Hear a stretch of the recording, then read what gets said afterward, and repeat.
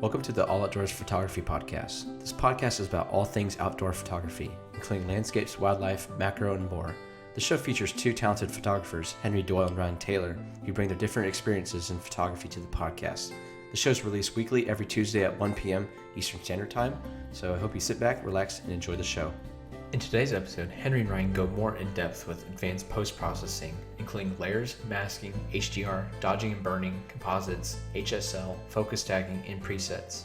They talk about the importance of carving your own niche in your editing style, and the difference between creative editing and also realistic editing.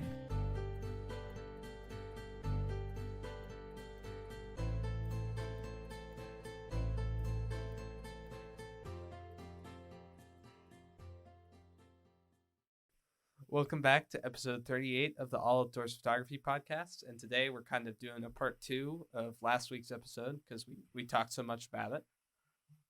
Yeah, so we decided because we hit the hour mark with the last episode about post-processing and editing, basically everything about that. We're going to divvy it up here and do a second episode, just talking more in depth about maybe some more specialized processes we may use while editing our photos. Yeah, exactly. I mean, there's really so much you can do, and we really couldn't cover it all in an hour. And today we're going to kind of just dive into the really advanced ones. Like, we're both not like extreme post processors, but we do definitely do those small adjustments that end up making a big difference. Yeah, definitely. Yeah, these are, when we say advanced, we just mean it's more like technical. These are more like, I don't know if you call it niche, but just like styles of editing or tools you may use that, they're only the more professionals, I guess, would use, or just people that are more advanced hobbyists. Yeah, it's most of these techniques are very like detail focused, so they won't like affect the entire scene. They'll like kind of focus on one area of the image, and it's really is what all the professionals and just advanced hobbyists use to get some of the pictures they do. So. Yeah, or specialized software. So we're just going to kind of run through a list here in no particular order, just talk about our experiences with them and what we think would be like the best applications of them are. Yeah. All right. So the first one we got on the list here is layers. So I'll let you start, Ryan. What is your experience with layers? Okay, so layers, I don't really use them too much, I guess, but like the layers, which we can talk about a little bit with HDR photography, I do use layers in that sense, or kind of like brackets and such. But layers to me is like kind of similar to like masking, which we'll talk about as well here in a moment. But it's just where you kind of compile parts of the image together, or maybe you want to edit a certain part of the image. So you select that portion of the image, depending on what software you use, of course, and you make that like the predefined point to edit from. Or you can even do like a double exposure and have more than one image kind of like superimposed on each other, and that can be considered two separate layers. But honestly, like I don't use it too much for my like photos, but like when it comes to it's kind of random, but like with video thumbnails is that I will use layers to kind of just put text and just apply different effects that way. But for my actual photos, I don't really use it too much, honestly. Yeah, so for thumbnails, that's probably like all of your thumbnails pretty much would involve a layer.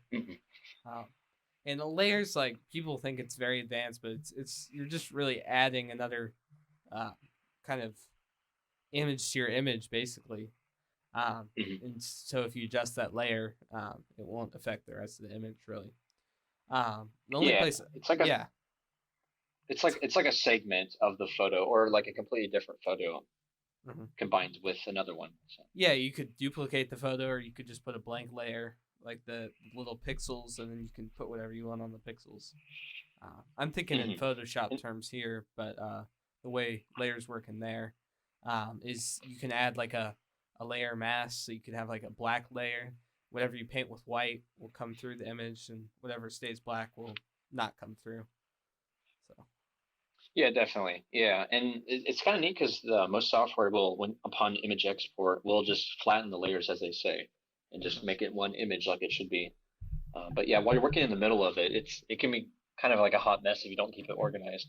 And most software allows you to like rename the layers. So if you have like what you're saying, like the blacks or the whites, or just anything in between, if you want to just have one part of the image be controlled for highlights, and I don't know. It's really the sky's the limit with this. Of course, since it's editing. Mhm. And you really have to be really careful too with the multiple layers. You want to make sure you're actually selecting the right layer to make an adjustment. Yeah, Like you don't want to affect the wrong area of the image or something. yeah, definitely. So yeah, always look to the probably on the right of the software you use, but like yeah, just to make sure everything's compiled right and everything in terms of transparency is leveled right, because you can drag these layers to the highest like importance or to be at like the forefront of your editing style in your Uh-huh. process. Yeah, I'm really not a big layer guy. The only thing I use layers for is so I'll do like some of the removal, like if there's like twigs or like something I don't want in my image. Usually I like what Lightroom does, but sometimes I take it into Photoshop because it's a lot more precise.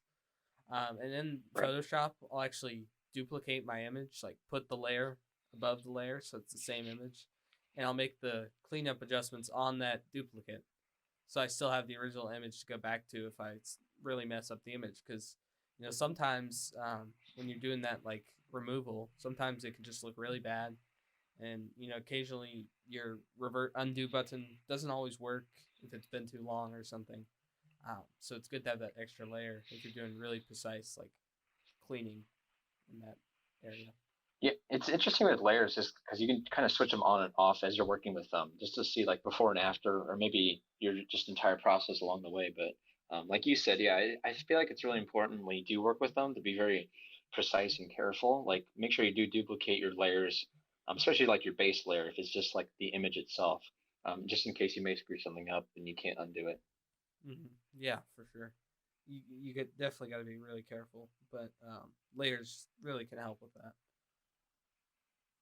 Yeah, they're a great part of photography. I think. Like I said, I'm not like neither of us are really like the biggest photo editors, but I mean, of course, we do edit our raw files. But layers are a neat thing to work with, especially like Adobe Photoshop. Uh huh. Yeah, there was a while when I went through like I'm gonna call it my Nick Page phase. So I bought his course and whatnot, and I really did a lot of layer adjustments. Like for a good Hmm. solid few months, I did every landscape image I took. I was going into Photoshop making like 5 different layers on top of it. And as much as I liked it, I didn't like. I mean, I the images were maybe slightly better, but I didn't find the time worth it for all those layers. Because I just spent like hours on one image, and that's just not where I want to be. I want to be out in the field, not working on layers. Yeah, definitely. Yeah, I don't know. It's I agree with you, or it's like I just don't want to spend all those hours in front of the computer like I already do, and to spend twice as much even, for example. Yeah, this is too much. Yep. Yeah, I definitely put those days behind me, and my images are a lot simpler now. So, Mhm. Yeah, you find your own unique style, of course. uh-huh. Yep. Awesome. Um, So next one would be masks, which kind of go hand in hand really with layers. But do you use masks a lot? well, I use I guess it's not really it's kind of a mask. I don't like do the thing. I know in Photoshop you can mask where you like paint or you put a line around the thing you want to mask. I mostly just do the masking stuff in Lightroom. So you can just drag a little like a ball and spread it around whatever area you want, and make an adjustment either inside or outside of that area. Yeah, so that Okay. masking system in Lightroom really works well for me. Um, I either use that or a brush, which I guess could also be considered masking. And that brush I can kind of uh, put on any area of the image and make the sharpness, color, light, shadow, just anything on that particular area that I paint over. And that's precise enough for me. I know, like I mentioned, Photoshop has like the pen tool where you can really just go in and draw over what you want. But once again, it's the time factor for me, and I like Lightroom and how it works for me. And I'd say the masking side of things, I probably use that on almost all my like serious images. Um, I'm finding actually, I actually use the masking more for wildlife now than I do for landscapes. Just because I Hmm. like to, like maybe just sharpen the bird, and not sharpen the ugly stuff in the background. Uh, and then, or maybe just do a exposure adjustment on the bird or sharpness, or just maybe add a little bit of highlight to the eye or something. Just something like that. So I found that really useful. That's really neat. I honestly have not given that much thought pertaining to the wildlife part, where you just like sharpen the part of the image. I'm so lazy about it, I guess, because I'll just like sharpen the whole image, and I didn't even really like consider that necessarily. So that's a good point. Yeah, I mean, like if we don't have the pro like 600 f4 lenses, so everything doesn't get like blurred out. So there are sometimes messy elements in your image, and I find by turning down that sharpening, it just helps a little bit more to create that separation that you want. Right, and it's like not every image, at least I would say in my case, is like going to be a super clean image of a bird or something. Yeah, Mm-hmm. makes sense. Yeah. Also helps for low light photography as well. Like if you're high ISO, um, you know, you can apply that noise reduction to all of your image, but then just go in and sharpen the bird so you don't have weird like remnants of noise um, in the rest of the image. Hmm. Yeah, that's a good point. I mean, especially when you do need to retain that light detail, at night, of course. So it's nice that you can get the brush strokes going and make it kind of painterly, I think, and however you want it. Yeah. So what about you? Mass, it wasn't actually until recently, like this earlier this year, I started using them. So this is a little bit of tangent, but I was in this group called F5 Collab on Instagram. So it was all local Ohio photographers, and we all basically once a week would edit someone's raw file, one of the five of us, and it's a lot of fun. I was only in there for about a month or two, I think.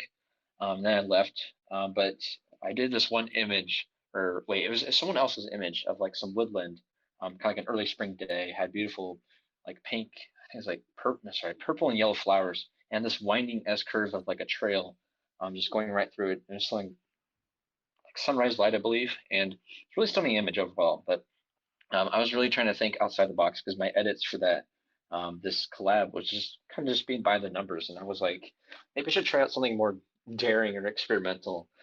So I basically did this double exposure. I superimposed one of my images taken earlier this year. Is called the Alpha Mill, which is an old seeding grain mill that's near where I live, and I just basically plastered that together. And I did this as separate masks, of course, these two images, and then I did some brush strokes and erased parts of the image, and I made it so that way the grassy like just growth, I guess, in the woodland image looked like it was coming out of the mill, and it had this like urban decay kind of look to it. I thought was really neat, and that was like a really daring edit that I've never tried to, really just doing it before. So that's pretty much the most recent example I have, and probably the only example so far. But it opened up some creative possibilities, I think, with trying out masking. Just as a fun little creative experiment, pretty much.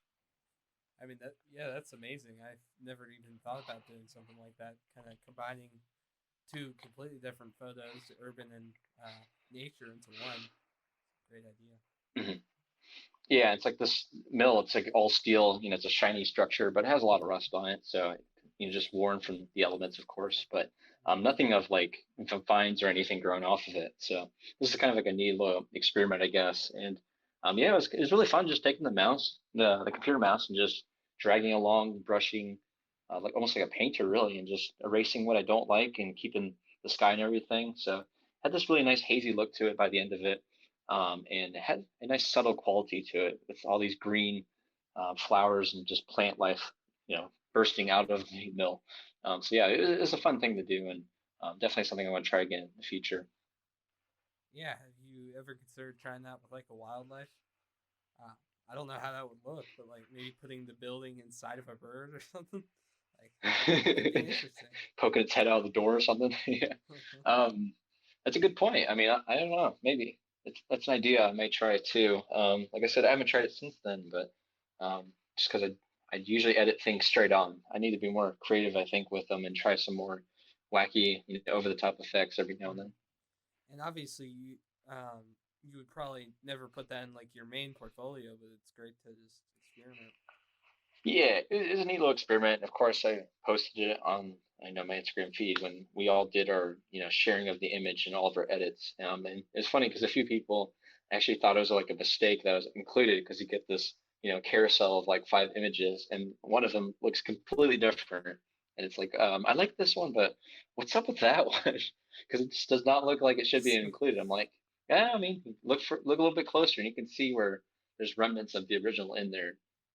So yeah, it's just trying something different and giving people a different reaction, I guess, out of it too.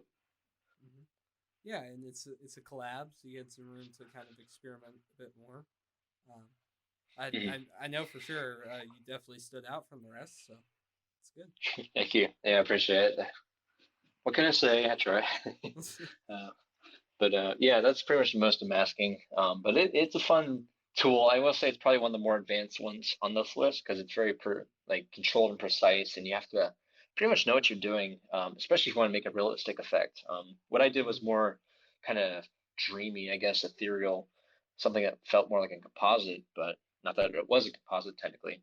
Maybe it kind of was, but it was masking was the tool I used to make this achieve this vision or this make it a reality, I guess.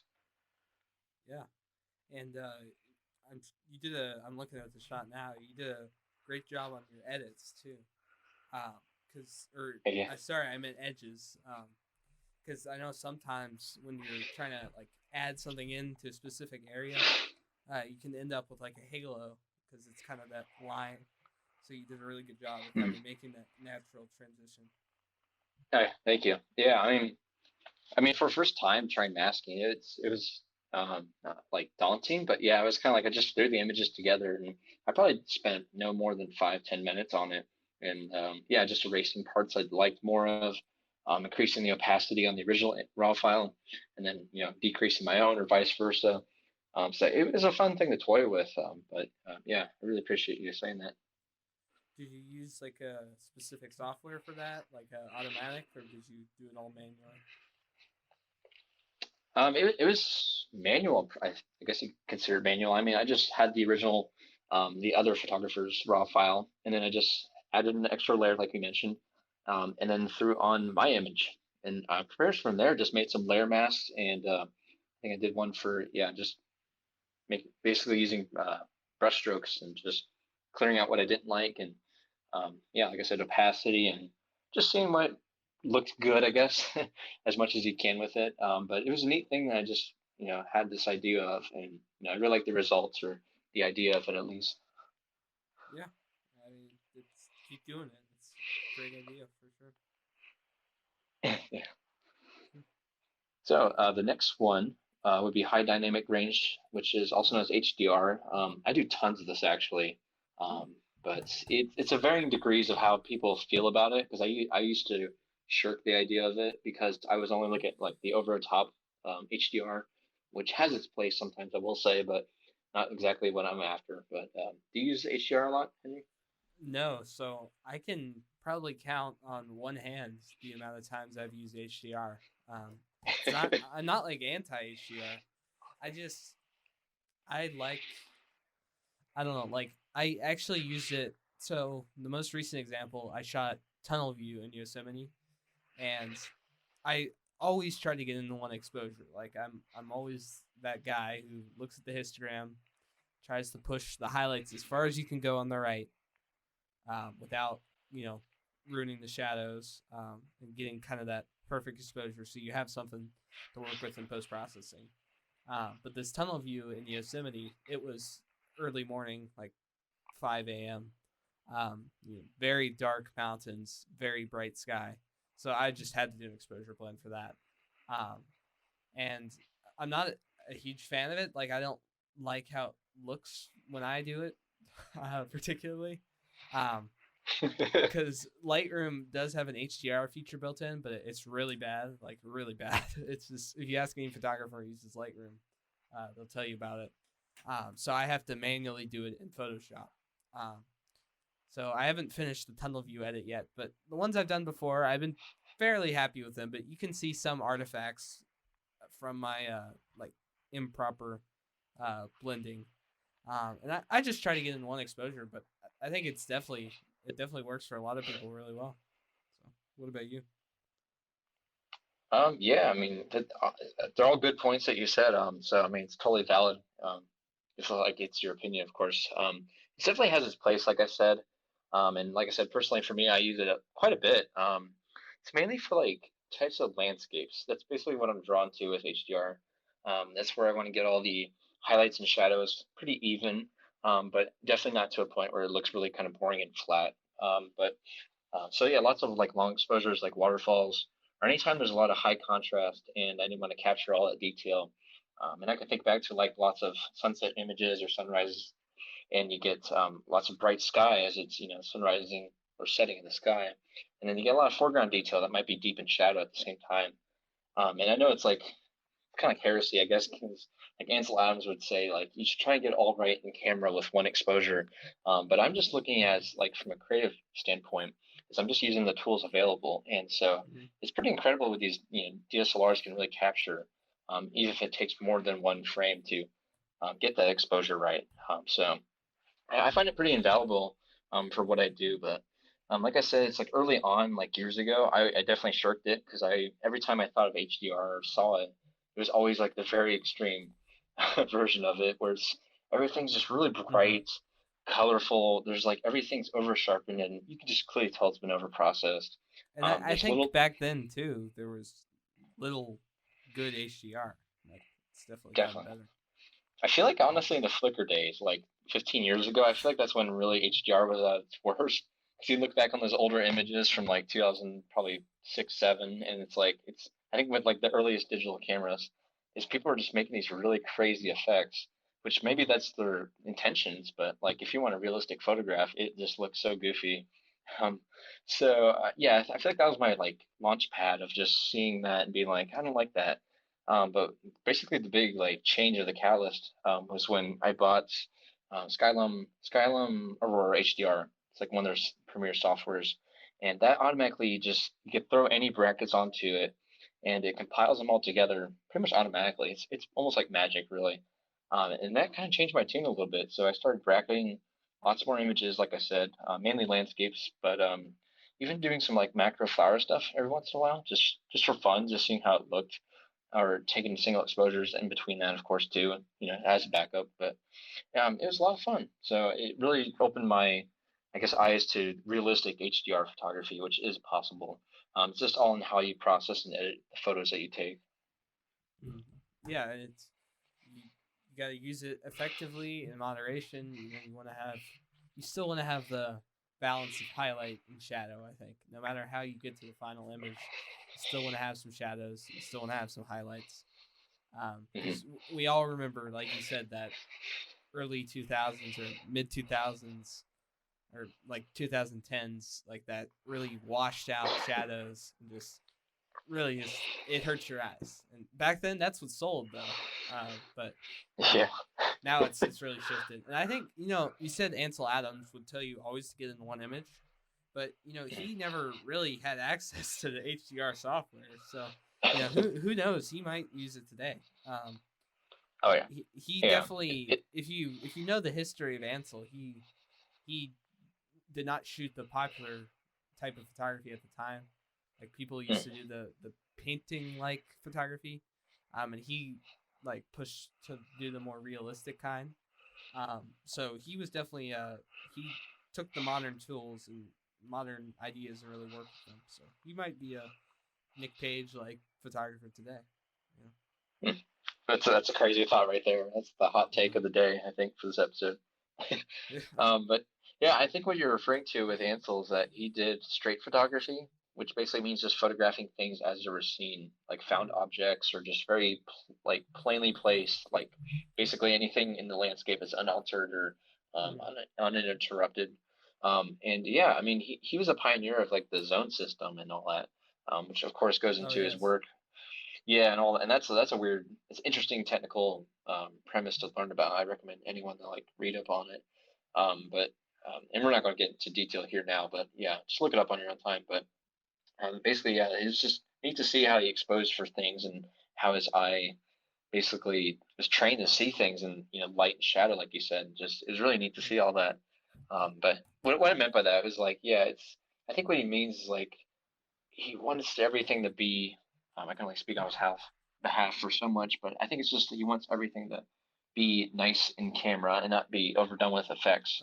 Because I feel like it can be like we said with the bad HDR or just what we look back on as being kind of over the top is it does look pretty embarrassing because it just screams HDR, which looks bad in itself. Like you want it to look natural most of the time, and that's what I pretty much try to aim for, I guess, with mine on photography. Yeah, for sure. I one thing I want to mention with Ansel as well. He had black and white, and black and white photography, you've got a little bit more leeway to get it all in one shot. When it comes to dynamic range, because dark shadows look a lot better on black and white. I mean, a lot better. Like, yeah, that's true. You want a contrasty image in black and white. You don't want flat. I think maybe the definition I need to look up to retrace my steps. But I feel like HDR at first was like people's idea of it was that it was supposed to be without shadow and be very bright. Because it was high dynamic range, but like dynamic range in of itself, it means like a nice interplay of light and shadow. It's not excluding one or the other. It's meant to be a nice cohesive look at the both light and shadow. Yeah, for sure. I'm not exactly sure either, but that sounds about right. Yeah, it's not meant to be only highlights or only shadow or something. It's meant to be a nice cohesion of them, and that's pretty much what I achieve. But you can make as many brackets as you want, really, in theory, with like an image. I mean, I guess you could do like 20 if you want. Yeah. That'd be kind of nuts. I mean, pointless. Astrophotographers will do that. That's true. Yeah, I mean, like when I say I do a lot of it, I'm doing probably 2, maybe 3, but that's only if I just really have like a strong foreground, midground, and background that I need to capture all that detail because there's lots of hard light and shadow going on. But most of the time, it's about as simple as, and I explain some of my videos, of course, and everything when I take landscape images, is that I usually just expose for the sky, and then that means metering for the sky, and then metering for the whatever, like the ground level, I guess, the foreground, the midground, or somewhere in between that. And that's pretty much all I do. I keep it real simple, bare bones, but I like the results. Whereas if I took the shot with just one frame, I may clip out the highlights and might be too bright and overexposed, or the shadows might be just way too dull and dark, or it just might look like a gross blob without any detail in there. So I feel like HDR really does have its place, at least for my photography. I'd recommend anyone else that may be on the fence, maybe just try it and see what happens. Yeah. So when you're bracketing, how many stops of difference do you like? Say you're doing 3. How many stops do you go between each one? Good question. I'm trying to think. It depends, of course. It depends on the image and the lighting conditions and all the different variables and factors. But I mean, a good rule of thumb is maybe just a stop of light or more. It depends. But like honestly, I just kind of like the meter. I'm not going to say the in-camera meter is always right, but I do let that meter decide for me, depending on what the exposure should be. But I'd say like a stop or 2 of light, at most. It just really depends, like I said. So depends on what you're faced with, I guess. Yeah, I feel like if you stay in that 1 to 2 stop range, and if you blend correctly in your computer, your HDR will look completely natural, like no signs of anything. But I think back then, or back in those early days of HDR, people's sensors were so bad that you just really had to do HDR, and you had to underexpose by like 4 stops to get the sky, and like over by 2 stops to get the foreground, and it was not good. But nowadays sensors are so good, any of them really, like in the past like 5 years or so, you can get it all, probably any scene in 3 shots, I would say. That's definitely true. Yeah, I feel like also just the public's perception of HDR is like improved, I guess you could say, where they just realized that the fake look, like it was almost like a trend that we rode, and it was like wasn't something that was going to last long. So now we're just like, it's not really for us. That hotel, that real estate photograph looks really, kind of lame. It's a little overdone, overcooked, as we'll say. Yeah, I feel like people might still be opposed to HDR, like a non-photographer, but they don't know that it's HDR anymore. It's gotten so good. Right. That's the thing. Yeah, I guess I will add on is like when I'm taking them is I usually do one of the exposures as like a base exposure. So that's on the exposure meter, that's usually at 0.0. And then from there, like I said, it's like if I want more light, then I'll increase the exposure for the second bracket or any succeeding brackets. Or if I want more shadow detail, I'll do less, of course. But usually I just do that like right at 0 and just work from above or below it or even both, even if I want to do like 3 or more brackets, and each bracket's just a single raw file, of course. Yeah, that's good to follow the camera meter and then kind of go from there. Mm. That's how I do it too. The few times I do. Uh, Hopefully, this one HDR I'm working on will turn out well. It's quite a stop difference. I think it's a 2 stop difference. I did 2 frames because I was able to get the mountain in one, all the detail, and then the sky in another. But hopefully that comes out fairly natural. Yeah, I like to see that. Yeah, I'm stoked for it at least. But I mean, it's one of those things where I feel like some images just beg for it to happen, or like I said, the lighting conditions just really necessitate that type of photography. But I guess one Uh, little pro tip I will mention, it's not really editing, but like when you're shooting these HDR images and you have like a set of brackets on your camera, is to maybe like take. I've heard this tip from people, but take one image of like maybe like your hand in front of like facing in front of the camera lens, as like the bookends or the bookmarks to each set of brackets. That way, when you're editing them later on, it becomes a lot easier to differentiate between them. yeah, for sure. It's a great idea actually. I've never really done that before. Quite frankly, I don't do it, but I probably should because sometimes it does make it easier. I'd imagine, Mhm. but yeah, it Yeah, just depends. I feel like I would forget to do that in the field, but if I do remember, it'll be great. You're just out there taking the images. You're so excited. It's like, yeah, the least of my worries is like I'll settle it up later, you know, Uh-huh. in post production. So yeah. Did you have anything else to add there? I don't think so. I'd just say, like, for a final thing about HDR, get everything you think you need when you're out there. So I won't.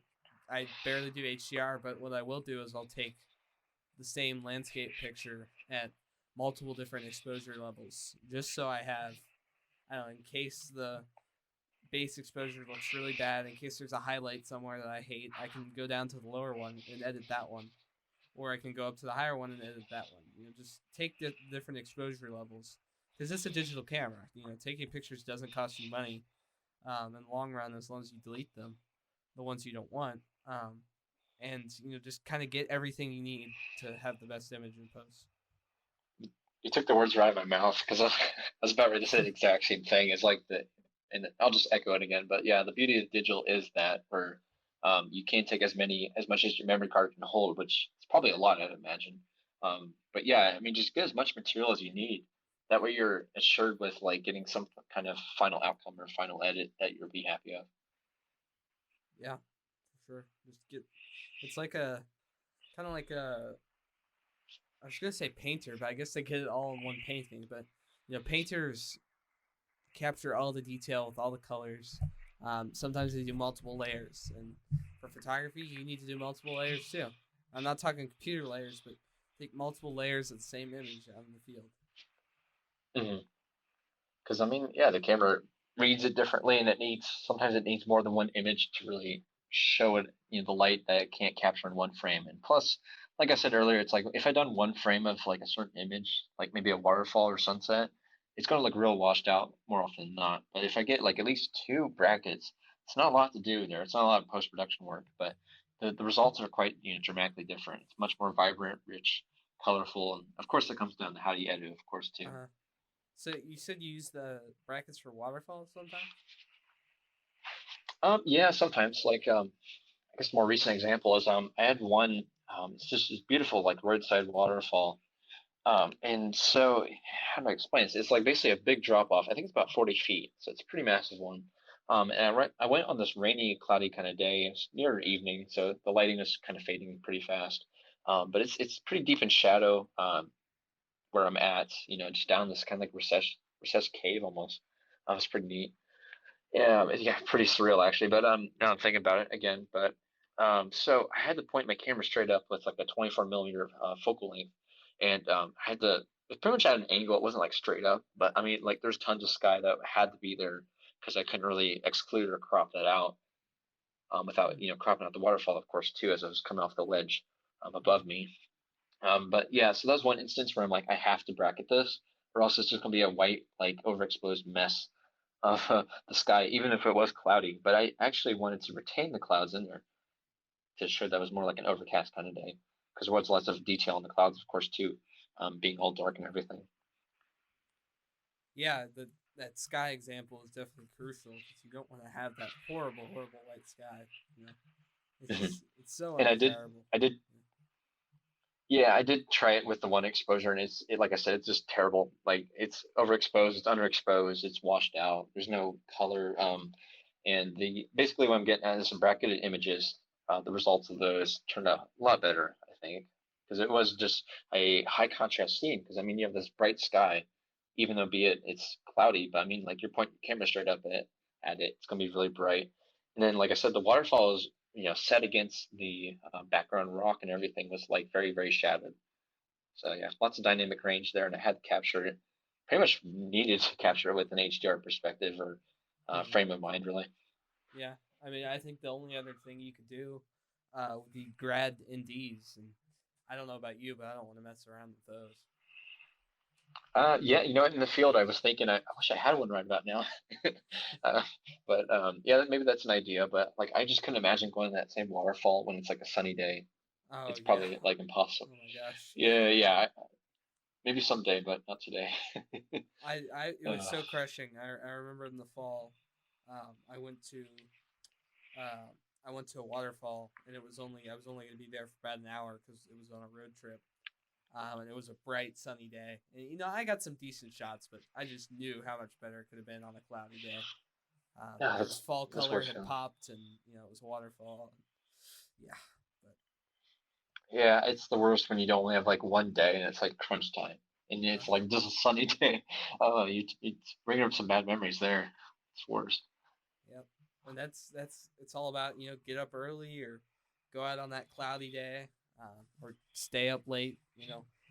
Shoot those long hours or kind of the more golden hours until sunset, and even the blue Hmm. hour afterwards. Just kind of take advantage of that softer light, and you'll find yourself doing less HDR, or if you still do HDR, then less extreme HDR.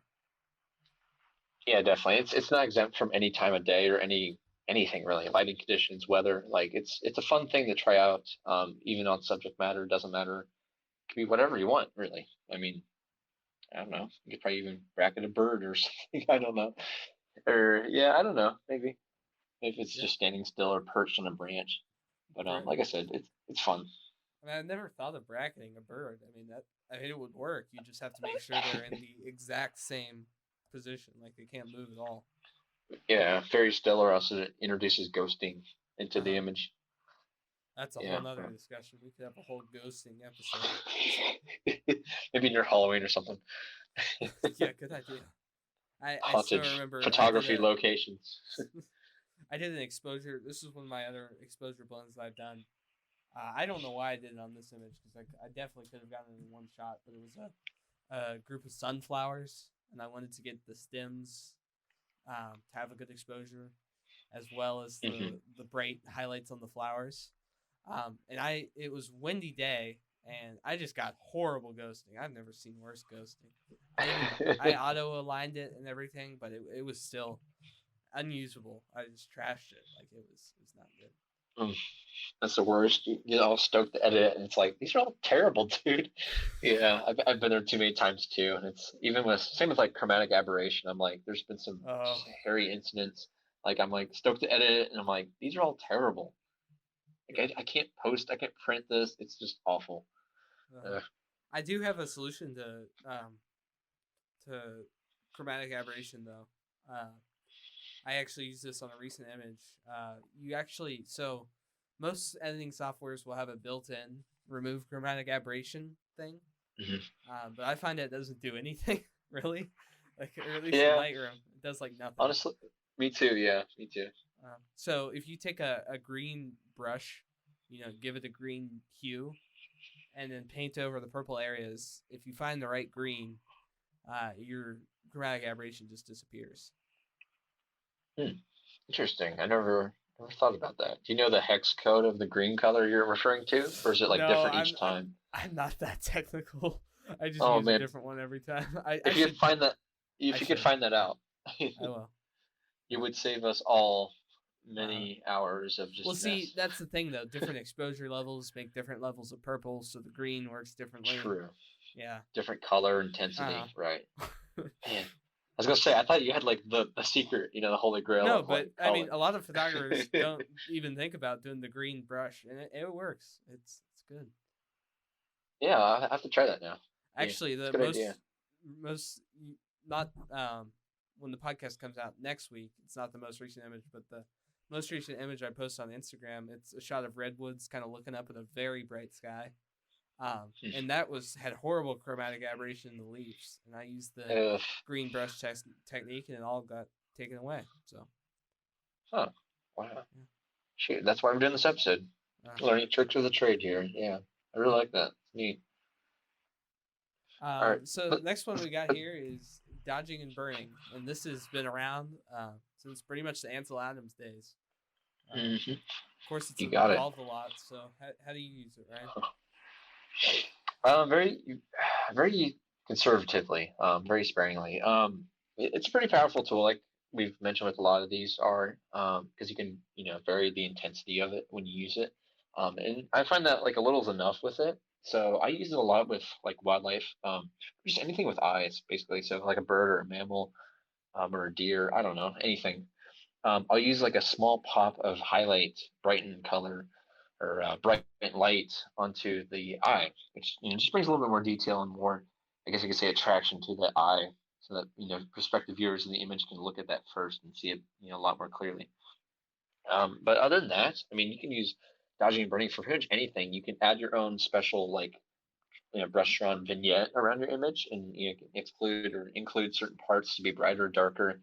I found myself before just as really like an experiment, just messing around with it on like a landscape image, and just taking out different parts, putting parts of the image into like deeper shadow, and brightening up parts that I want people to really view or really see much more quickly. But yeah, I mean, dodging and burning is basically just brightening or darkening parts of the image using a Uh-huh. brush tool. And obviously, we're talking about digital, of course, as we are with the whole episode. But Mm-hmm. yeah, I use it quite a bit. But like I said, it's just very sparingly or very carefully, I guess. I'll add. Yeah. I mean, I don't know about you, but I have a hard time. Like, I'll use dodging and burning on almost every image, but like, I have a hard time kind of seeing what the audience will see with the dodging and burning. Like, I feel like I just Mhm. do it as more of a local exposure, like adjustment versus like an artistic tool. If that makes sense. Yeah, yeah. Yeah. I guess one thing I could mention maybe is like take your image like when you're done with it, and then just like zoom it all the way out to like a thumbnail, and then look at it and see like how much of that dodge and burn or any tool for that matter, how much of that is really like obvious or affecting the image, maybe perhaps in a negative way, or just like a way you simply wouldn't like it, and then just adjust it from there. So maybe that's something to consider. Like I know a lot of people, it's like we'll say bad dodging and burning where it's very obvious. Like they have a bird perched on a tree, and you just take the fattest brush of the dodging and just make it just real bright. But it introduces this very ghostly kind of halo effect to the subject if you're not very precise with it. So that's one example. And like if you take out the thumbnail, it looks like there's like some heavenly glow around the bird, which definitely looks kind of unnatural in most cases. Oh yeah, definitely. That's that halos I was talking about earlier. Um, Yeah. I struggled with that a lot in the beginning. I guarantee if you look back at some of my older images, it's there. It's really challenging. You got to be precise with it, and you got to take your time. Uh, Most dodging and burning platforms will have like an eraser tool. So go back with that eraser and take it along the edge. Make sure you feather it too. Make sure you have it all blend well. I think most tools excuse me, most software for dodging and burning that has it can allow you to value or the intensity or the hardness of it, which is just valuable. So I honestly I think I know with my software it starts out at 50% hardness, which basically means like the harshness of it and the brightness, of course, or the darkening, whichever you choose. But I usually dial it down to like under 25, and just one or two clicks. That's all it takes.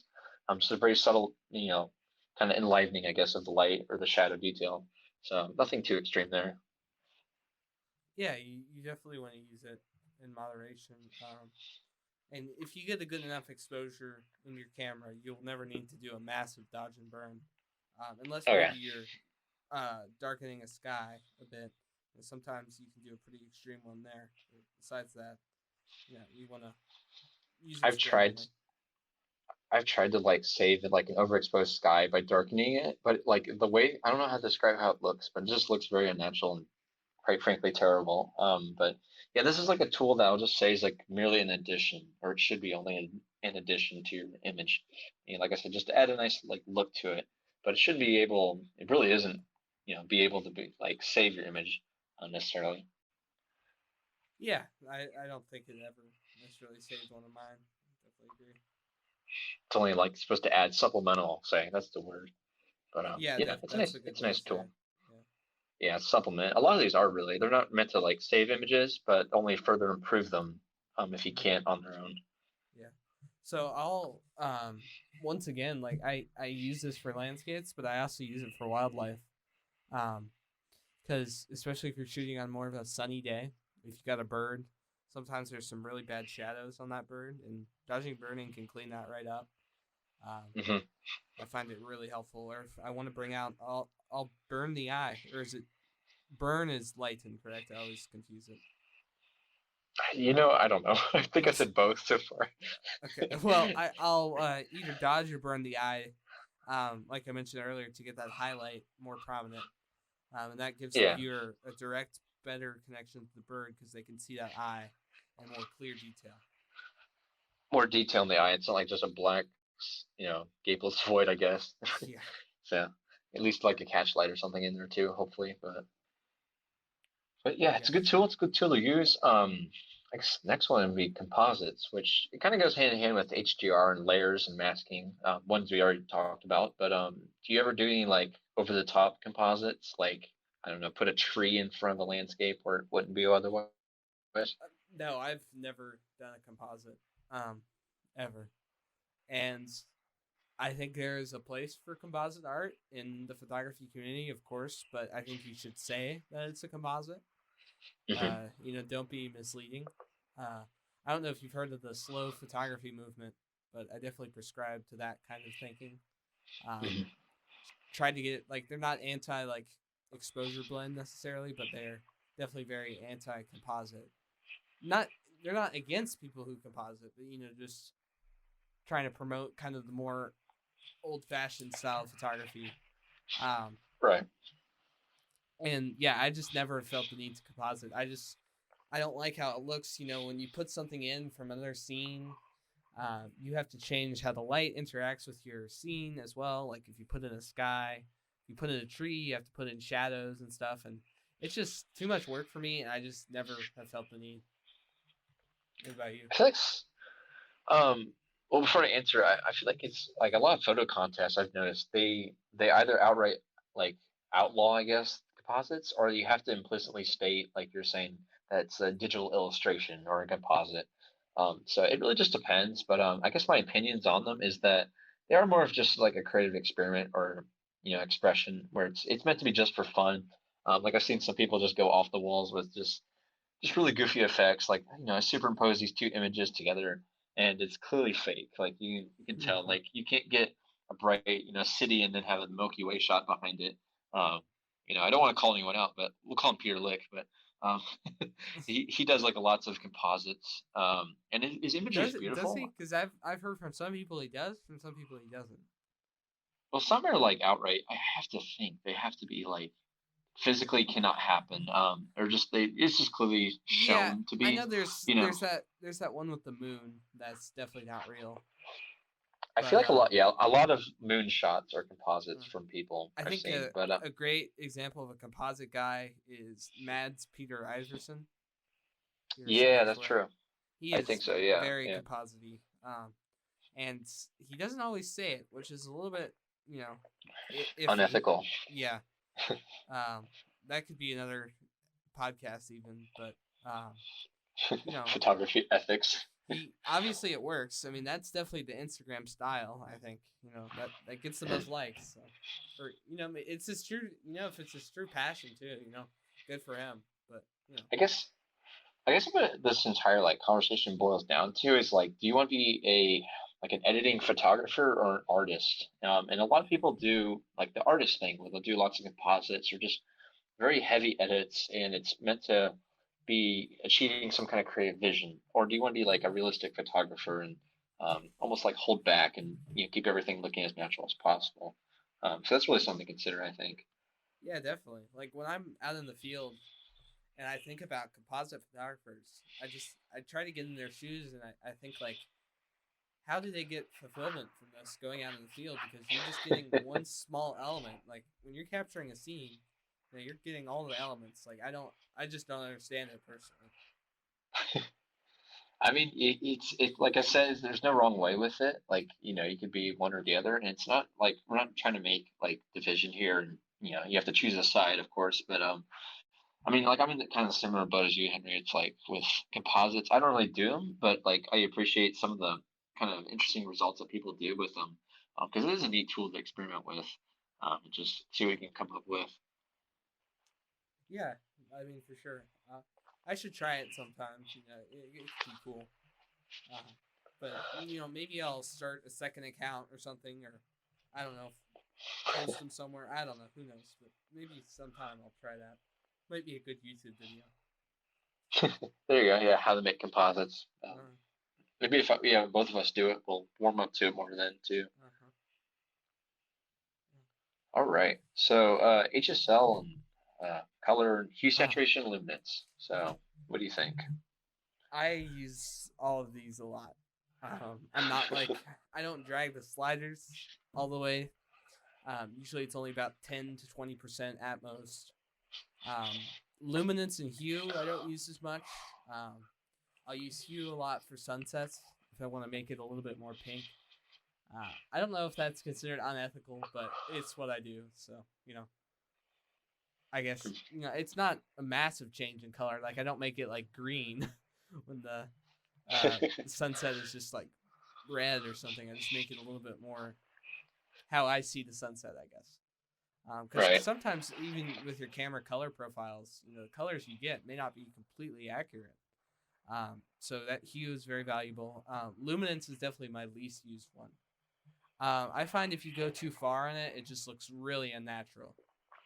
You cannot push it as far as the saturation and hue slider for sure. Have you experienced that?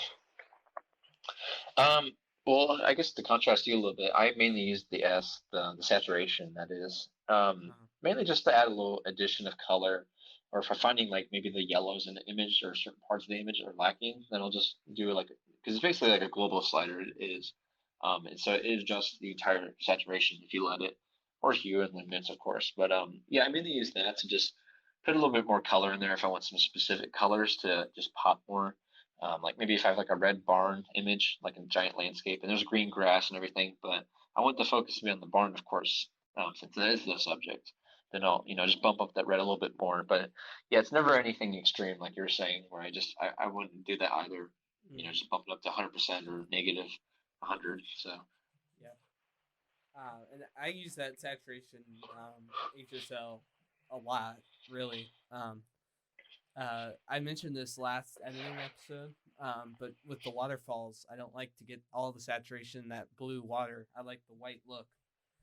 So I'll keep the blue as it is, or even turn it down a bit and adjust the other colors. So it really allows for that nice, precise editing. oh yeah, for sure. Yeah, it's meant to be. It's not meant to be like taken lightly because it can, especially with the hue, is just adjust the entire image. And it might look kind of crazy unless that's what you're after. But it's definitely a powerful tool. Uh, And one to use wisely, I will say. yeah, and like once again, like if you push it too far, it can get really bad. Like you can get that banding in the sky where you like see the Oh yeah. edge of the color. And I've definitely my early days, you could see some banding, over editing. It was a problem. We don't talk about that. So, but actually, it's been interesting recently. I've kind of found myself going a little more saturated. Like I had kind of a neutral phase for a while, but I'm kind of back into color. Like I don't go too crazy, but I also like to do some substantial color editing. Is it just because there's some more color out in nature, like versus winter? Is that why? No, I honestly think it's I've really just like kind of had a mindset shift. I think I just like it's kind of I've noticed over the past couple months it's just gotten more saturated. Even back in this year's winter stuff, it was definitely more saturated than the Hmm. last year's winter stuff. Hmm. That's interesting. How you notice that, or yeah, I mean, I guess it depends. Maybe it's like the work you're viewing, because there's a lot of like photographers I met, and like they just like nail the high saturation look, like the midday light, but it's HDR and it's very colorful and vibrant, and that's their style, of course, and that's I can respect that. But maybe it's have it something you noticed recently, or just have you known it all along? It's been very recently. Um, I just Hmm. kind of, So it's I taken was time to scrolling see down it, my kind of. feed and I kind of see how I'm becoming saturated. And you might be right. It might be with the seasons as well. I think that's definitely an element to it. I But know after like I just 4 months of winter, it just oh like yeah, you get stoked, and yeah, you mm, just see all this color again. You just want to yeah. go crazy with the edits. I mean, when you saturate in Yeah. winter, all you'll get is blue. Really, I mean, blue and orange. That's pretty much it. And brown, yeah, Oh yeah. Ooh. yeah. But yeah. So yeah, HSL is a fun one. It's a neat one to mess around with. Probably one of the first tools I've used, honestly, when I started editing. Yeah, that's actually the first editing tool I used. My first photo ever taken on an actual camera was a little plant I put on my windowsill, and I changed the color from blue to green. I thought it was the coolest photographer in the world. I used the HSL tab, so yeah, You heard it here, folks. Yeah. uh, I coolest will say it's photographer like in the world, right here. it's fun to mess around with these like sliders and just see what happens. But yeah, I mean, it just depends on your final output and what you really want to achieve, of course. But Uh-huh. they're fun to mess around with, that's for sure, especially the Yep. hue one. All All right. right, so we're gonna go through these last two real quick, but focus Uh-huh. stacking. So Yes. I done this on Oh, and sorry. off. It's all good. You can go first, but Okay. I done focus stacking a decent amount. But yeah, Henry, go ahead. Have you I done a am lot? a heavy focus stacker, definitely. Okay. I'd say pretty much all my wide angle landscapes. So telephoto, I don't need it really because your depth of field expands as your subject is further and further away. But for wide angle, probably 70% is focus stacked, and I really like it how it works for me. Usually it's two. I find that two is enough depth of field, so I'll shoot at f8, which is on my lenses is the sharpest point. Um, and then I'll focus stack it. I really like the results. Okay. It's neat how you do it with wide angle landscapes. I really don't think about it. Like that's really much of like an afterthought. But I know for me, it's like I really only focus stack when it's macro, like Ah, a wildflower or something. Yeah, it's pretty much the only time I really do it. I don't really consider it for landscapes. I shoot with a very small aperture and I just let that handle it. But I really don't focus stack them. So yeah, yeah. it's pretty interesting how we do it differently. I'm kind of scared to do macro focus stacking. I don't know why. Like I'm not scared, but like I'm just like I don't know. Well, you do it on tripod and it helps a Uh-huh. lot. So maybe that's the one thing that you're Yeah, maybe stopping you from doing it. Maybe. but yeah, but you should try the wide angle focus stacking. It works well.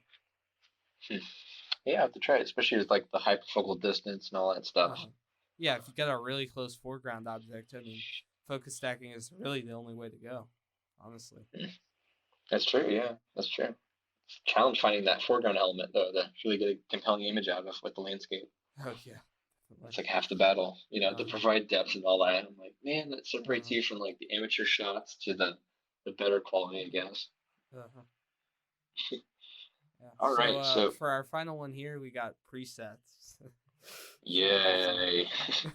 Now, they're in short, they're basically just a set of any of these tools, really, but at least the slider ones especially. But presets are basically just a set of predefined editing sliders and tools, and they're all set to a proper way. So, like presets are basically like a people sell them, I guess, for some money and stuff, but you can get free presets, of course.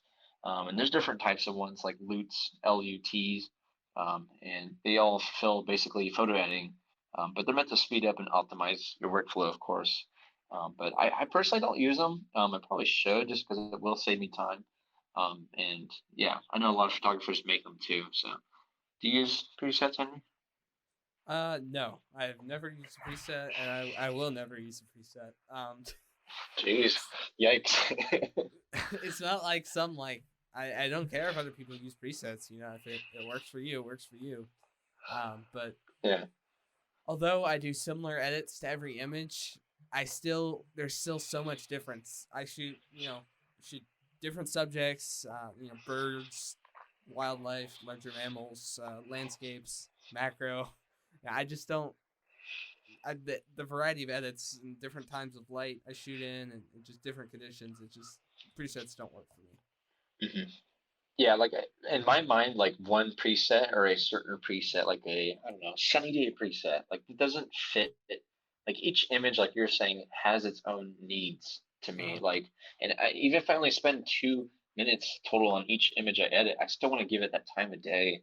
Like it's particular like attention to what might be different, or unique about the image, like you said. And I just feel like a preset is like a quick, dare I say, cheap way to like photo editing because it just makes Oh yeah, it definitely. it does optimize it, and it could look more consistent on maybe like your Instagram feed or something, or in a portfolio. But like for me, it's just like each image begs a different style, and I'm just not set. I'm not wired to make like an image, or excuse me, like a whole body of work like Mhm. look the exact same, or I don't know. The cohesion's Yeah, I'm nice, on the but same like page there. Yeah. yeah, it's not in my DNA to do that. Like Right. edit, I guess that way. When I'm making an image, I want that image to stand alone just as well as it works with my other images. So I'm not worried Right. about how it'll look in my Instagram grid or how it'll look in my portfolio. Oh, I'm just definitely. trying to work Yeah. on the individual image. And I mean, like we're downplaying maybe a little bit about presets because we both don't use them, but like I'd recommend maybe try them and see, get some Uh-huh. free ones to see how you like them. And you may use them every once in a while, and maybe like certain like your flower shots, you like it a certain way already, so like this preset fulfills your needs, or maybe even make your own. I've Uh-huh. never done that, but I imagine it's not too hard. I imagine so. Yeah, I feel like for nature photography, it's probably not the best place for presets, really. Like where it really comes in hmm handy is like weddings or something where everything is really the Portraits. same. Yeah, you just drop it in and then you got to do a quick export to your clients, or like you're a sports photographer. You instantly got to get in the newspaper or something. Just hmm quickly send it out, put that preset on, and there you go. But And that nature, that when you have more time, yeah. Yeah, that's a great point because yeah, I mean when you're doing like a portrait, like a body of like a portfolio for a client, and like you want everything to look consistent usually. So yeah, that's a really Uh-huh. good point. But Yeah. nature, it's like it depends. Like it could be the same way, of course, but I feel like everyone wants to be more kind of like meticulous with their images, of course. hmm Yeah. So I But think that's pretty much it for editing. If you got anything else to add. no, I guess any listeners, if you have any other comments about other tools you may use, let us know, and we'll talk about them hmm in later Yeah. episodes maybe. So, And but of I course, think that. we're not trying to like insult anyone for using different techniques, Oh yeah. because These, all photography is valid, really. So if that's what works for you, it's what works for you ultimately. yeah, definitely. This kind of like just educating a little bit in brief about each one, and then obviously giving our opinions on them. But that's all they are, is merely opinions, because art and photography is subjective. So Exactly. yeah. So well, thanks so much for listening, everyone. Yeah. You got any announcements, Ryan? Oh, much caught me off guard. No, I don't think so. I mean, like I've just been doing more events now that we're opening up things and doing some more festivals and just trunk art shows and more public outreach stuff. So getting my work out there, which has been great. Photography itself has been on the back burner for a couple of weeks now, which it's been nice to take a little break, anyways, and just focus on promotion and I guess the marketing side of it, the fun stuff. But other than that, not too much else at the moment. So how about you? Yeah. So I'm like the complete opposite right now at the moment. I've been doing a lot of shooting. Kind of coming down from that. But last week I was in California, so I shot a lot of images. Like I think it's about 80 gigabytes of photos. So Oh, geez. I'm slowly but surely making my way through those images.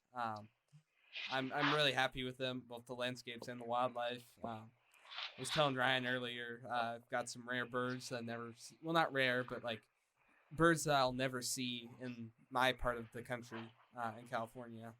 I've got some great landscapes, so just keep an eye out for that on my Instagram. I am doing daily posts, at least for the summer, just because of the amount of content I have. I want to get these photos out, and daily posts is honestly going to be the way to do it. So I've already seen some positive effects of posting more, so I'm going to continue that. And one more thing here, I did start a TikTok, so that's interesting. Just because I know a couple people that have really been successful on TikTok for nature photography, and I'm thinking maybe trying some in the field stuff through TikTok, because it's kind of the shorter format. I won't feel as pressured to film constantly since it's like that 15-second to 1 minute format. So I'm going to try that out, and maybe that'll go somewhere. So if you have a TikTok, please consider leaving me a follow there. I don't, but if I can view your work on there, I will. Okay. Thank you. Maybe I'll lurk on your profile. So it's cool that you're doing that, though. I'm just not really. I don't know. I'm not motivated to make one, but I mean, I'm very late to the party, like very late. I should have started last summer, honestly, but Better late than never. Yeah, maybe I will someday. Who knows? Anything's up for grabs nowadays. Yeah, if it doesn't get banned again, or it was banned for a while or something. So who knows? That's true. Yeah. So I was gonna do Instagram Reels, but this is kind of funny. This is going back to the very beginning of the podcast. I still don't have Instagram Reels on my Instagram account to this day. That's some of the OG listeners probably remember, but I don't have it. Episode 1, yeah. I remember that. Yeah. You're complaining about that. I was like, I don't know. I have it right here. Shoot. I've only made like 4 of those, and I don't know. I don't like editing on my phone, like video. It's not clunky to me.